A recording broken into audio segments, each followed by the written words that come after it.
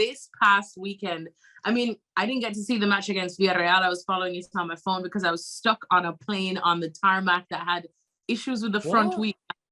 I know it wasn't fun. We were stuck for 4 hours, made some friends, but it's okay. But all I saw was the 2 goals, my notifications going in after. And then when I landed, I saw some ugly clips, I want to say, of players, you know, Mario Hermoso, you know, I got a lot of time for Mario Hermoso, getting involved with the fans, but it just smelt of frustration boiling over. Diego Simeone looked a lot more stressed than before. And, you know, we're watching his stress level because everyone's wondering what's going to happen. And Villarreal is a top opposition. We know this. I think normally a result like this wouldn't surprise us. The fact that it was at the Wanda.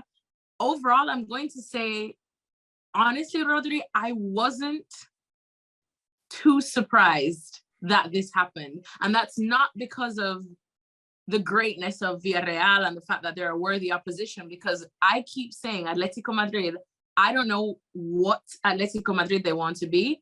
And I don't even think they know what Atletico Madrid they want to be. But you got to see the match. So what happened? Was it like self-destruction as we have seen?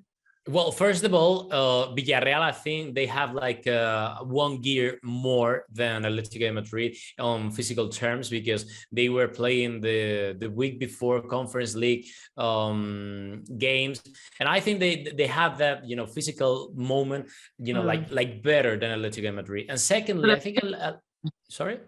So are they fitter, like you think, overall? Yeah, I think so. And secondly, I think that Atletico Madrid was kind of confident after Getafe win, in which, I mean, Atletico Madrid proved that they were really, really huge in the up front with Joao Felix, with Morata. Yeah. And they said, like, okay, now we're playing home, and now we're going to prove everyone that this is our year.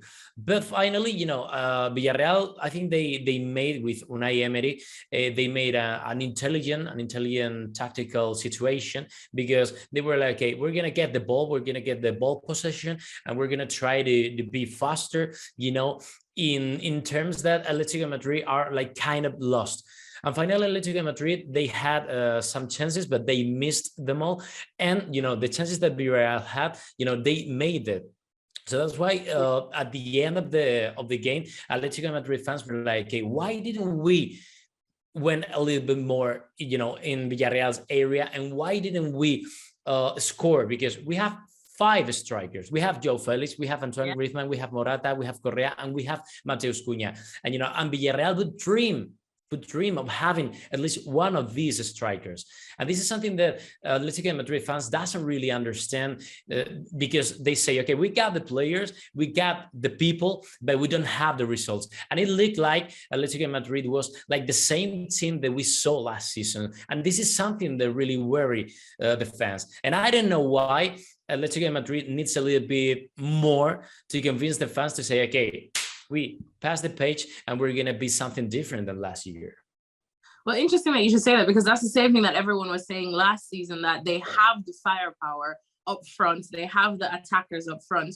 So should Simeone let them play like that, which we know is not usually the Atletico de Madrid way. And then we saw instances where probably they did give them a bit more attacking freedom, but they left themselves vulnerable at the back defensively. And we saw some horrible defensive errors, which again is not Atletico de Madrid. Imagine Diego Simeone with a vulnerable defensive team.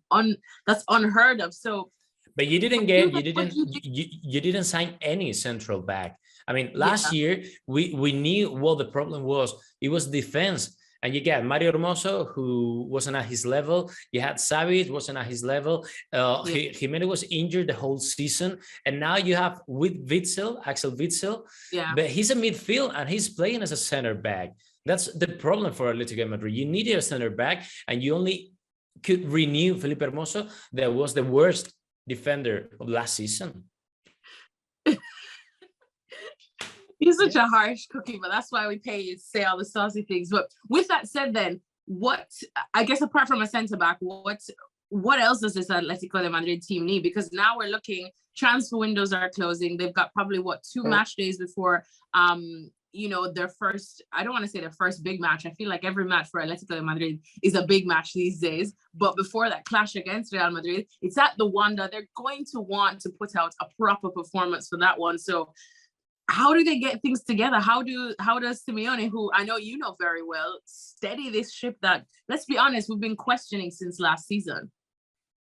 They need to win. They need to win. That's all. They need to win and convince the people like they are the strong team that they used to be 2 years ago, and they need that win. For example, Valencia could be something interesting for Atletico Madrid because it's a key game for them. Because now, if you ask Atletico Madrid fans, they would answer you, I don't know which team we're going to see in Valencia, if the team that won at Getafe or if the team that lose against Villarreal. That is what they need. Something like, okay, a little bit more safety back at the back, because you got Nahuel Molina, who was sent off in the first game in Metropolitano. Then you got Reinildo, who is still at his top. But, you're not going to have Savic because he's already injured. What's up with the injuries at Atletico Madrid? Because they are always like this. I don't know what happens there with the injuries.